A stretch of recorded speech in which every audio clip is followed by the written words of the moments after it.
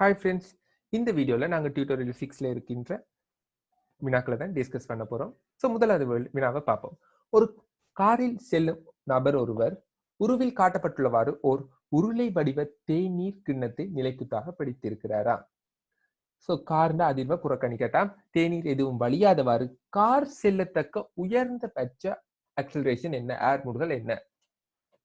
So இப்போ யோசிச்சு பாருங்க பார்ப்போம். இந்த கார் வந்து ரைட் சைடு அக்சலரேட் பண்ணுதுன்னு வைப்போம்.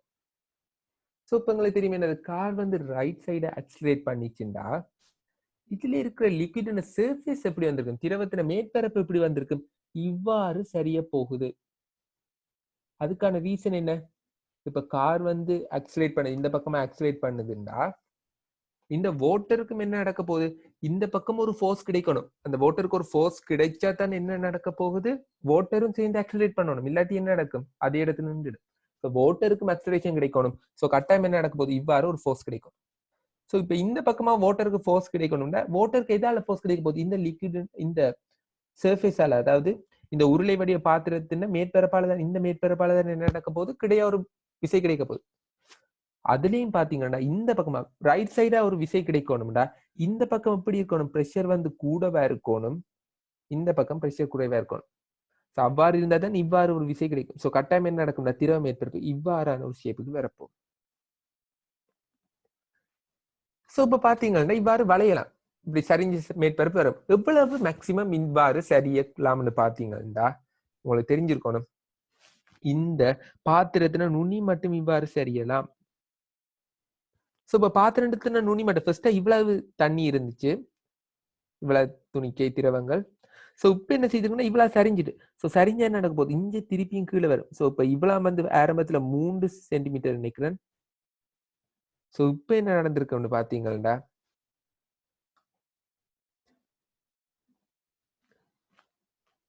இதுல வந்து 1 சென்டிமீட்டர் இன்னும் குறைவா வந்திருக்க போகுது. அதாவது மற்றிய பகுதி வந்து 1 சென்டிமீட்டர் குறைவாகவும் மற்றிய பகுதி 1 சென்டிமீட்டர் கூட. இப்ப இந்த இடத்துல இருந்தது இப்ப என்ன நடந்திருக்குன்னா இவ்வளவு 3 சென்டிமீட்டரா இருக்கும் போது இங்க வந்து 1 சென்டிமீட்டர் கூடினால இந்த பக்கம் என்ன செய்யுது, 1 சென்டிமீட்டர் குறைஞ்சிட்டு. இவ்வாறு இந்த ஷேப் மேக்சிமம் இவ்வாறு வரலாம். அதை விட இன்னும் கூடிச்சுன்னா, சாய்வு கூடிச்சுன்னா தண்ணி வெளியில ஊத்திடும்.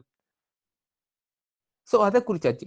சோ இப்ப பாத்தீங்கன்னா என்ன செய்ய போறோம்னா இது ஃபோர்ஸஸை டிரெக்டா நீங்க குறிக்க போறீங்க. சோ இதுல முக்கியமான விஷயம் என்னன்னா இந்த சர்ஃபேஸ்ல இருக்கிற ஒரு துணிக்கு எடுத்தீங்கன்னா, இங்க இருக்க நான் ஒரு துணிக்கு எடுக்கிறேன். சோ இந்த துணிக்கில என்னென்ன ஃபோர்ஸ் ஆக்ட் ஆகும்னு பாத்தீங்கன்னா ஏனி அதுல வெயிட் தொழிற்பட போகுது, அது பிரச்சனை இல்லை. எம்ஜின்னு ஒரு வெயிட் தொழிற்பட போகுது. எம் துணிவுன்னு வச்சிருந்தா எம் மேஸ் அதுல இருக்க ஒரு துணிக்கே எடுக்கிறேன். சோ மற்ற இன்னொரு ஃபோர்ஸ் இருக்குன்னா அது என்னன்னு பாத்தீங்கன்னா அதை சுத்தி இருக்கிற மூலக்கூறுகளால ஒரு ஃபோர்ஸ் கிடைக்குமா, அதை சுத்தி இருக்கிற மூலக்கூறுகள் என்ன செய்யும்னா ஒரு ஃபோர்ஸ் கிடைக்கும். அதுல முக்கியமான விஷயம் என்னன்னா அந்த ஃபோர்ஸ் எப்படி இருக்கும்னா அந்த சர்ஃபேஸுக்கு பெர்பெண்டிகுலர், அதாவது செங்குத்தா இருக்குமா.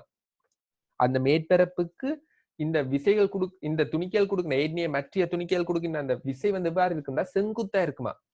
சோ இது ஒரு முக்கியமான முடிவு. சோ இப்ப பாத்தீங்கன்னா 2 ஃபோர்ஸ் அதையும் குறிச்சாச்சு. சோ இப்ப என்ன சொல்லலாம், இந்த செங்குத்தான இந்த ஃபோர்ஸ் ஒரு கூறு, இப்ப இதை நான் அல்பான்னு எடுத்தேன்டா இந்த கோணம் அல்பா. சோ இது என்னவா இருக்க போகுது, 90 மைனஸ் அல்பா. சோ ஆறுண்ட கோஸ் 90 மைனஸ் அல்பா, ஆறுண்ட கோஸ் 90 மைனஸ் அல்பா, அந்த ஹொரிசான்டல் கூறு கம்போனன்ட் எவ்வளவு இருக்க போகுது, ஆர் கோஸ் 90 மைனஸ் அல்பா. அதை எப்படி சொல்லலாம், ஆர் சைன் அல்பான்னு சொல்லலாம். சோ இந்த ஆர் சைன் அல்பா இதுக்கு ஈக்குவலா இருக்க போகுது. அதுவரால் தான் என்ன நடக்குது, இந்த ஆக்சலரேஷன் கிடைக்க போகுது. அந்த எம் திணிவுக்கு வந்து ஆக்சலரேஷன் கொடுக்கிறது இந்த ஆர் ஃபோர்ஸ் ஒரு கிடைக்கூறு ஹொரிசான்டல் கம்போனன்ட். அதுதான் என்னது, ஆர் சைன் அல்பா. அது எதுக்கு ஈக்குவலா இருக்க போகுது, எம் இன்டு ஏ. சோ இப்ப அடுத்தது இந்த எம்ஜியை சமநிலைப்படுத்தணும். ஏன்னா நிலைக்குத்த இவர் வந்து இயங்கல. சோ எம்ஜியை யார் சமநிலைப்படுத்த போற, இந்த ஆறுண்ட கொஸ் அல்பா கூறு தானே என்ன நடக்க போகுது, இந்த இது அல்பா. சோ ஆறுண்ட கொஸ் அல்பா தானே எதுக்கு ஈக்குவலா இருக்க போகுது, எம்ஜிக்கு ஈக்குவலா இருக்க போகுது. சோ இப்ப அடுத்தது என்ன செய்யலாம், ஒன்றால டிவைட் பண்ணீங்கன்னா எவ்வளவு வரப்போகுது, tan அல்பா சமன் a/g வரப்போகுது. சோ இப்ப உங்களுக்கு தெரியும் என்னது, tan அல்பான பெருமானம் காணலவே, இவ்வளவும் 2 தெரியும், இந்த நீளம் தெரியும் 3. சோ அந்த முக்கோணியை யூஸ் பண்ணோம்னா என்ன வரும், tan அல்பா சமன் 2/3. சோ இப்ப கேட்ட கேள்வி என்ன, a. So a is equals to g tan alpha. tan alpha-க்கு பதிலா 2/3 போடலாம். பிறகு என்ன செய்யணும், அவங்களோட ஆன்சர்ல g/1/5 வந்து தரப்பட்டு இருக்கு. சோ ஆன்சர் என்னன்னு பாத்தீங்கன்னா g/1/5 1.5. ஸோ இதுல முக்கியமான விஷயம் என்னன்னா இது வந்து ஒரு ஃபோர்ஸ் டயக்ராம். ஃபோர்ஸை நீங்க வடிவா குறிச்சிட்டீங்கன்னா அங்கால வடிவா செய்திடலாம். ஸோ அடுத்த வினாவை பார்ப்போம். ஸோ 8வது வினாவை பார்த்தீங்கன்னா விசை பற்றிய பின்வரும் கூற்றுக்களை கருதுக. ஒரு பொருளை தொடர்ச்சியாக இயங்க செய்வதற்கு ஒரு விசை தேவைப்படுகிறது. ஸோ இப்போ என்ன தந்திருக்கான், ஒரு ஒப்ஜெக்டை நீங்க தொடர்ச்சியா இயங்க செய்யணும்னா ஒரு விசை தேவைன்னு தந்திருக்கான். ஸோ இது வந்து எது ஒப்போஸ் பண்ணும், நியூட்டனோட ஃபர்ஸ்ட் லா. நியூட்டனோட ஃபர்ஸ்ட் லா என்ன சொல்லுது, ஒரு பொருள் வந்து யூனிஃபார்ம் வெலாசிட்டி மாறா வேகத்தோட போறதுக்கு விசை தேவையா? கட்டாயமா இல்ல. மாறா வேகத்தோட செல்லணும்னா விளைவு விசை தேவையில்லை, ரிசல்டன்ட் ஃபோர்ஸ் ஒன்றும் தேவையில்லை. ஸோ அதனால தான் என்னது, ஒரு பொருள் தொடர்ச்சியாக இயங்குவதற்கு இந்த விசை தேவையா? இல்ல. ஏன்னா யூனிஃபார்ம் வெலாசிட்டி சீரான வேகத்தோட போறதுக்கு இந்த விசை தேவை இல்லை. ஆகவே முதலாவது கூற்று பிழை. ஸோ அப்படி பாத்தீங்கன்னா என்ன ஆன்சர் வரலாம், செகண்ட், தேர்ட் இல்லாட்டி ஃபிஃப்த். ஸோ செகண்ட் ஆன்சரை பார்ப்போம். ஒரு பந்தை எறிந்த பின்னர் அதனை வீசுவதற்கு கையினால் பிரயோகிக்கப்பட்ட விசை பந்து மீது தொடர்ந்து இருக்கும்னு தந்திருக்கு. ஸோ பந்தை எறிந்த பின்னர், அதாவது பந்தை நான் போல த்ரோ பண்ணின பின்னரும் என்னவா, நான் கையால கொடுத்த அந்த விசை வந்து தொடர்ச்சியாக இருக்குமா? ஸோ இது வந்து உங்களுக்கு ஃபோர்ஸ் டயக்ராம் குறிக்கிற ஒரு ஆளா இருந்தீங்கன்னாவே உங்களுக்கு தெரியும். ஃபோர்ஸ் இப்ப நான் கொடுக்குற ஃபோர்ஸ் வந்து எப்படி இருக்கும், எந்த கையோட அந்த பால் வந்து தொடுகையில் இருக்கும்போது, டச்ல இருக்கும்போது அந்த ஃபோர்ஸ் இருக்கு. இந்த கையிலேருந்து விலத்தின பிறகு நான் என்ன ஒரு மேக்னெட்டிக் ஃபீல்டை உருவாக்க போறேன் இல்லையே. ஸோ கட்டாயமா என்னோட தொடுகையில இருக்கும்போது என்ன நடக்கும், நான் கொடுக்குற ஃபோர்ஸ் இருக்கும். இந்த கையிலேருந்து விலத்தின பிறகு அந்த ஃபோர்ஸ் இருக்காது. ஸோ பி கூற்று பிழை. ஸோ டிரெக்டா சொல்லாம என்னது, தேர்ட் ஆப்ஷன் என்ன, சி மாத்திரம் தான் உண்மையானது. ஸோ சி கூற்று பார்ப்போம். திணிவு தர ஏர்முடுகள் மாஸ் இன்டு ஆக்சலரேஷன் என்னும் பெருக்கம் ஒரு ஃபோர்ஸா நீங்க கருதலான்னு தந்திருக்கு. ஸோ இது ஏன் பிழை, ஸோ இது ஏன் உண்மை? ஸோ இதுக்கான ரீசன் என்னன்னா, நாங்க படிச்சிருக்கோம் F is equals to ma. ஆனா இந்த F ன்னு சொல்லப்படுறது என்னது, ரிசல்டன்ட் ஃபோர்ஸ், புற விசை இல்லாட்டி விளையுள் விசை. சோ விளையுள் விசை தான் என்னது m into a. ஆனா அவன் என்ன தந்திருக்கான், ஒரு ஃபோர்ஸா கருதலாம்டா கட்டாயமா இல்ல. வேணும்னா இதை நீங்க ஒரு உதாரணம் சிம்பிளாவே நீங்க யோசிச்சு பார்க்கலாம்.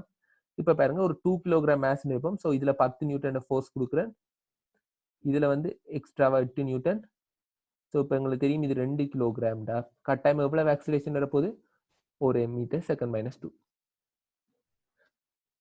ஸோ இப்போ உங்களுக்கு தெரியும் 2 கிலோகிராம் பொருள் 1 மீட்டர் செகண்ட் மைனஸ் 2 ஏர் முடுகளோட போகுது, ஆக்சிலரேஷனோட. ஸோ இப்போ என்ன சொல்ற, திணிவு தர ஏர் முடுகள் ஒரு விசையா கருதலாமா? ஸோ இப்போ இந்த 10 நியூட்டனை பார்ப்போம். இப்போ இந்த 10 நியூட்டனை பார்த்தோம்டா நாங்க சொல்லலாமா, மாஸ் தெரியும் 2 கிலோகிராம், அதே மாதிரி ஆக்சிலரேஷன் தெரியும் 1. ஸோ ரெண்டையும் மல்டிப்ளை பண்ணீங்கன்னா இந்த விசை வருமா, 10 நியூட்டன் ஃபோர்ஸ் வருமா? இல்ல. ஏன், இந்த ரெண்டையும் மல்டிப்ளை பண்ணும்போது பெருக்கும் போது என்ன வரப்போகுது, விளையுள் விசை தான் வரும். 10/8, அதாவது 2 நியூட்டன் ஃபோர்ஸ் தான் வரப்போகுது. அதனால என்னவா இருக்க போகுது, கட்டாயமா இந்த கூற்று உண்மையாத்தான் இருக்க போகுது. சோ அதனால தானே என்னது, சி கூற்று உண்மையா இருக்கு. சோ இதுதான் முக்கியமான விஷயம், அதாவது விளையுள் விசை தான் இதுல ஈக்குவலா இருக்க போகுது. சோ இப்ப அடுத்த வினாவை பார்ப்போம். ஓர் ஊர்வலத்தில் தீப்பந்தை சுற்றுபவர் ஒருவர் உருவில் காட்டப்பட்டுள்ளவாறு ஒரு தீப்பந்தத்தை ஏரை R1 உடைய ஒரு கிடைவட்ட பாதையில் சீரான கோண வேகம் ω1 சுழற்றுகிறார். அவர் ஒரு புறமுறுக்கத்தை பிரயோகிக்காமல் பாதையின் ஏரையை R2 குறைத்தால் தீப்பந்தின் புதிய கோண வேகம் ω2 என்னன்னு கேட்டிருக்கு. சோ ஒரு ஊர்வலத்துல தீப்பந்தை வந்து சுற்றுறார், ஃபர்ஸ்ட் R1 ரேடியஸ்ல சுத்துறார், சீரான கோண வேகம், ஆங்குலர் வெலாசிட்டி யூனிஃபார்மா இருக்கு ω1. இப்ப என்ன செய்யறாருன்னா எக்ஸ்டர்னல் டோக்கை யூஸ் பண்ணாம, சோ இப்ப இதுல இந்த கண்டுபிடிக்கலாம், இந்த எக்ஸ்டர்னல் டோக்கை யூஸ் பண்ணல, புறமுறுக்கத்தை யூஸ் பண்ணாட்டி, புறமுறுக்கம் இல்லாட்டி என்னத்தை நாங்க பயன்படுத்த போறோம், கோண உந்த காப்பு தத்துவம். சோ டிரெக்டா பாய்க்கலாம் என்னது, கோண உந்த காப்பு தத்துவம். சோ அதை பாய்ச்சோம்னா என்ன வரப்போகுது, I1 ω1 7 I2 ω2. ஆனா இப்ப உங்களுக்கு தெரியுமே I1 வந்து என்னவா இருந்திருக்கு, mr², m into தூரம் வந்து தந்திருக்கு R1. So R1² ω1 is equals to m into R2² into ω2. இந்த R2 ஏரியாவை குறைச்சிருக்க. சோ இப்ப நீங்க சுருக்கினீங்கன்னா என்ன வரும், ω2 is equals to R1 over R2 whole thing squared into ω1 இருக்க போகுது. சோ இது ஒரு டிரெக்டான क्वेश्चन. சோ அடுத்த கேள்வியை பார்ப்போம். ρ1 ρ2 ρ3 என்னும் அடர்த்திகளை உடைய 3 வெவ்வேறு திரவங்கள் உருவில் காட்டப்பட்டுள்ளவாறு ஒரு யூ வடிவ கொள்கலத்தில் இடப்பட்டுள்ள பின்வரும் சமன்பாடுகளில் எது கொள்கலத்தில் உள்ள திரவங்களின் அடர்த்திகளுக்கு இடையே உள்ள சரியான தொடர்பை காட்டுகின்றதுன்னு கேட்டிருக்காங்க. ஸோ இப்ப ரோ1 ரோ2 ரோ3 இந்த 3 லிக்விட்ஸை வச்சிருக்காங்க. இப்ப என்ன தொடர்பை கேட்டிருக்காங்க, எது உண்மையான தொடர்பா? ஸோ இப்ப இதுல வந்து நாங்க பிரஷர் என்ன யூனிட் பார்க்க போறோம், நீர்நிலையியல்.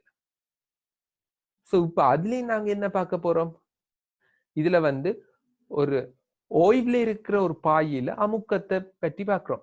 ஸோ அந்த ஓய்வில் உள்ள பாயில பாத்தீங்கன்னா, ஓய்வில் உள்ள ஒரு லிக்விட், ரெஸ்ட்ல இருக்கிற லிக்விட்னு பாத்தீங்கன்னா, அதுல நாங்க படிச்ச முக்கியமான ஒரு லோ என்ன, ஒரு பாயில வந்து கிடைமட்டத்துல அமுக்கம் சமன். ஒரு பாயியா இருக்கணும், ஒரே பாயின்னு கிடைமட்டத்துல அமுக்கம் சமன். ஸோ அந்த லோ தான் இதுல யூஸ் பண்ண போறோம். ஸோ இப்ப இதுல என்ன கிடைமட்டத்தை இருக்கலாம், ஒரே பாய். ஸோ ரோ2 தான் பொதுவா இருக்கு. ஸோ ரோ2ல இருக்க ஒரே பொது மட்டம் என்னவா இருக்கலாம், இவ்வளத்தையும் இருக்கலாம். இதை ஒரு கிடைமட்டமா எடுக்கலாம். ஸோ இப்ப இவ்வளத்துலயும் நான் என்ன செய்ய போறோம்டா, நாங்க ஈக்குவேட் பண்ண போறோம். இந்த மட்டத்துக்கு மேல இருந்து அமுக்கத்தை ஈக்குவேட் பண்ணும். ஸோ அதை பற்றி பார்ப்போம். ஸோ இப்போ எங்களுக்கு தெரியும் இவ்வளவு 15 சென்டிமீட்டர். ஸோ இவ்வளவு 10 சென்டிமீட்டர். இவ்வளவு தெரியும் என்னது, ரோ2 அடர்த்தியுடைய நீளம் எவ்வளவு இருக்க போகுது, 5 சென்டிமீட்டராக இருக்க போகுது. ஸோ இப்போ யூஸ் பண்ணினோம்டா, இப்போ எங்களுக்கு தெரியும் என்னது, பிஏ. ஏன்னா இந்த மட்டத்தில் இருக்க அமுக்கம் இந்த மட்டத்தில் இருக்க அமுக்கத்துக்கு சமம் என்ன, ஒரே திரவம். ரோ3 அடர்த்தியுடைய திரவம் தான் இருக்க போகுது. இது வந்து ரோ2 அடர்த்தியுடைய திரவம். ஸோ ரோ2 அடர்த்தியுடைய திரவம் தான் இருக்க போகுது. ஸோ இப்ப பாத்தீங்கன்னா PA is equals to PB. So இப்ப PA என்னவா இருக்க போகுது, இதுல வந்து வளிமண்டல அமுக்கம் இருக்குன்னு வைப்போம். ஸோ இது வந்து P நோட்டுன்னு வைப்போம். இந்த பக்கம் என்ன நடக்க போகுது, இந்த வளிமண்டல அமுக்கம் இருக்கதான் போகுது. ஸோ ரெண்டையும் நீங்க கேன்சல் பண்ணிடலாம். ஸோ இப்ப பாத்தீங்கன்னா மிஞ்சி இருக்கிறது என்னது, இது வந்து HρG. So 15 centimetre. டென்சிட்டி தெரியும் ρ1. ஸோ ρ1 போடலாம் இன்டு G. இது வந்து எதுக்கு ஈக்குவலா இருக்க போது, பிபி. பிபில வந்து பில இருக்கிற அமுக்கத்துக்கு என்ன ரீசனா இருக்க போது, P நோட் பிளஸ் இந்த 10 சென்டிமீட்டர் ரோ3 இருக்கு. ஸோ 10 இன்டு ρ3G பிளஸ் இவ்வளவு என்னவா இருக்க போகுது, ரோ2 அடர்த்தியுடைய 5 சென்டிமீட்டர் நீளமா இருக்க போகுது. ஸோ 5 ρ2G இருக்க போகுது. ஸோ அதை சுருக்கினீங்கன்னா என்ன ஆன்சர் வர போகுது, 3 ρ1 இஸ் ஈக்குவல்ஸ் டு 2 ρ3 பிளஸ் ρ2 வரப்போகுது. ஸோ இதுல வந்து டிரெக்டாவே என்ன செய்திருக்கோம், அமுக்கத்தை சமப்படுத்தி விடையை எடுத்துடலாம். ஸோ இந்த வீடியோவில் டியூட்டோரியல் 6 தொடர்பான கொஸ்டின்ஸை பார்த்துருந்தோம். ஸோ அடுத்த வீடியோவில் மெட்டீரியல் வர கொஸ்டின்ஸை பார்க்கலாம். தேங்க்யூ.